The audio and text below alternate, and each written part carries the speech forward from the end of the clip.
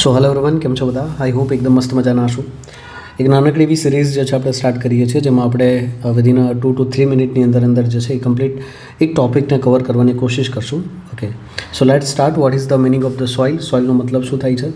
તો soil basically જે છે એક લૂઝ લેયર છે જે અર્થ સરફેસ જે છે એને પોતે કવર કરે છે, જેની અંદર સોલિડ બી હશે, લિક્વિડ બી હશે અને ગેસિયસ પાર્ટિકલ બી હશે. ને તમે બધા જે છે એ 3 ફેઝ ડાયાગ્રામ તો ભણેલા જ છો. તો આ 3 ફેઝ ડાયાગ્રામની અંદર 3 વસ્તુ તમને જોવા મળે છે. સોલિડ બી છે, લિક્વિડ બી છે અને ગેસિયસ બી છે. તો સોઇલ મતલબ કે આ 3 કમ્પોનન્ટ જે છે એની અંદર પ્રેઝન્ટ હશે. ઓકે, નેક્સ્ટ એના પછીની વાત કરીએ તો વેધરિંગ, જેને આપણે ગુજરાતીમાં વેધરિંગ અથવા તો ઇરોઝન, જેને આપણે ગુજરાતીમાં જે છે એ ધોવાણ તરીકે ઓળખાવીએ છીએ. તો આનો મતલબ શું થાય છે? 2 ટાઈપના વેધરિંગ જોવા મળે છે. એક ફિઝિકલ વેધરિંગ છે, એક કેમિકલ વેધરિંગ છે.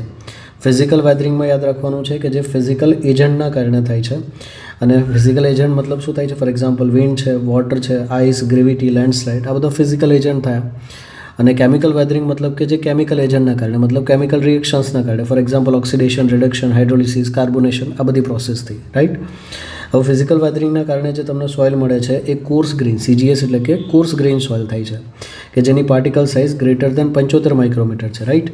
અને કેમિકલ વેધરિંગના કારણે જે મળે છે that is the fine grain soil મળે છે, જેની પાર્ટિકલ સાઇઝ 75 માઇક્રોમીટર અથવા તેની કરતાં ઓછી હશે.